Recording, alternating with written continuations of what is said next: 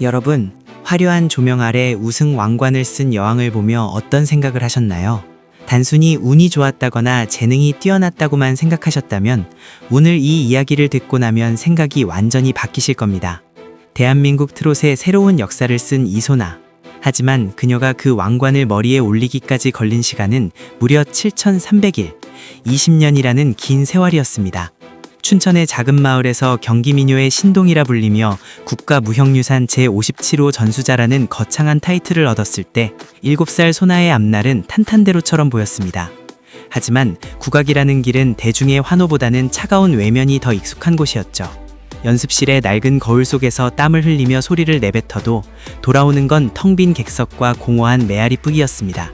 동료들이 하나둘 꿈을 포기하고 취업을 하거나 현실과 타협할 때 그녀는 무거운 한복 소매를 부여잡고 끝까지 버텼습니다. 내 노래가 과연 세상에 닿을 수 있을까? 라는 질문을 매일 밤 스스로에게 던지며 그녀는 편의점에서 삼각김밥 하나를 살 때도 잔액을 확인해야 하는 비참한 무명 시절을 견뎌냈습니다. 그런데 여러분, 진짜 비극은 그녀의 가난이 아니었습니다. 소나 씨가 가장 절망했던 이유는 따로 있었습니다. 바로 그녀를 지탱해주던 유일한 버팀목이 무너져 내리고 있었기 때문입니다. 과연 그녀의 꿈을 송두리째 앗아갈 뻔한 그 사건은 무엇이었을까요? 그녀의 목소리가 하늘로 물들기 시작한 건 어머니의 몸에 찾아온 불청객 때문이었습니다. 20년이라는 긴 세월 동안 서서히 어머니의 근육을 굳게 만들고 삶을 갉아먹은 파킨슨병. 소나 씨는 매일 아침 약기운에 취해 떨리는 어머니의 손을 잡으며 노래를 연습했습니다. 하지만 노래를 부르면 부를수록 죄책감은 커져만 갔습니다. 내가 이 소리를 공부할 시간에 돈을 벌었다면 엄마의 병원비라도 보탰을 텐데 라는 생각이 그녀를 괴롭혔죠. 여기에 칠순을 바라보는 아버지는 딸의 꿈을 지켜주기 위해 차가운 밤 공기를 가르며 경비실 초소로 향했습니다. 낡은 경비복을 입고 입주민들의 눈치를 보며 밤잠을 설치는 아버지의 뒷모습을 보며 소나 씨는 자신의 마이크가 마치 아버지의 수명을 갉아먹는 칼날처럼 느껴졌습니다. 가계부는 언제나 붉은색이었고 밀린 월세 독촉장은 대문 앞에 붙어 있었습니다. 그녀는 스스로를 가족의 짐이라 여기며 어둠 속에서 수없이 자신을 자책했습니다. 하지만 여러분, 여기서 끝이 아닙니다. 그녀는 이 지독한 현실에서 탈출하기 위해 2번이나 오디션에 도전했지만 세상은 그녀에게 더 잔인한 결과만을 안겨주었습니다. 그녀가 겪은 그 처참한 실패의 순간들을 알고 계신가요? 너는 트롯을 하기엔 너무 국악 냄새가 나. 감정이 안 느껴져. 기계 같아. 미스트롯 시즌2와 시즌3에 도전했던 이소나에게 돌아온 심사평은 비수와 같았습니다. 20년간 공들여 쌓아온 국악의 발성이 트롯 무대에서는 오히려 독이 된 것입니다. 예심 탈락이라는 결과지를 받아들고 방송국 복도에서 홀로 주저앉아 울던 그녀를 아무도 주목하지 않았습니다. TV 속에서 화려하게 빛나는 동료들을 보며 그녀는 자신의 이름이 영원히 잊힐지도 모른다는 공포에 휩싸였습니다. 이제는 정말 끝인가 보다. 내가 갈 길은 여기가 아닌가 보다 라며 마이크를 바닥에 내려놓고 시장 바닥에서 아르바이트를 시작하려던 그 순간 그녀의 인생을 180도 바꿔놓을 운명의 남자가 나타납니다. 그는 그녀에게 우승보다 값진 한마디를 건넸고 그 한마디가 죽어있던 소나 씨의 심장을 다시 뛰게 만들었습니다. 무명의 배우였던 그 남자가 소나 씨를 위해 내린 결단은 무엇이었을까요? 그 남자는 바로 무명의 연극 배우이자 7년간 소나 씨의 곁을 지킨 강상준이었습니다. 그는 본인 역시 넉넉한 생활을 하면서도 소나가 포기하려 할 때마다 자신의 출연료를 모아 그녀의 손에 쥐어주었습니다. 소나야, 네 목소리는 하늘이 준 거야. 세상이 아직 몰라보는 것뿐이지 내가 반드시 증명하게 해줄게. 강상준은 소나 씨를 위해 직접 트롯 곡들을 분석하고 그녀의 창법을 교정해주며 매일 밤 낮으로 코치를 자처했습니다. 두 사람에게 미스트롯 4는 단순한 오디션이 아니라 남은 삶을 건 마지막 도박이었습니다. 결혼식조차 제대로 올리지 못한 채 단칸방에서 서로의 꿈을 응원하던 두 사람. 하지만 무대에 오른 소나 씨를 기다리고 있었던 건 대중의 환호가 아닌 트롯 AI라는 차가운 별명이었습니다. 완벽하게 준비했다고 믿었던 그녀에게 왜 이런 가혹한 별명이 붙게 된 것일까요?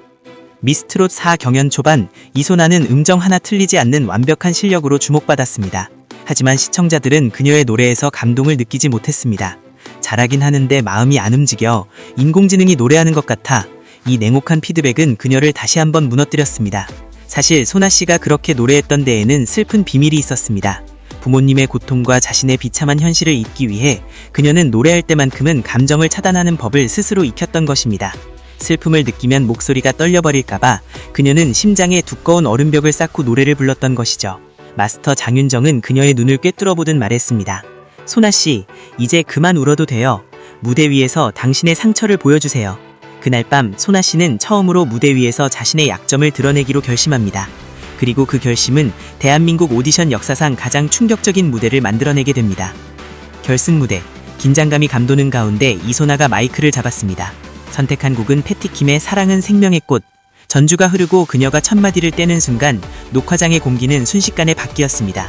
기교를 부리지 않았습니다. 고음을 뽐내지도 않았습니다.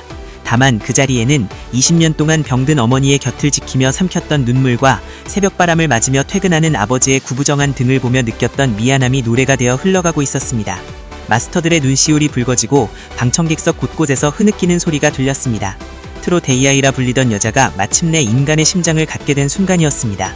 중간 집계 결과 이소나의 순위는 2위였습니다.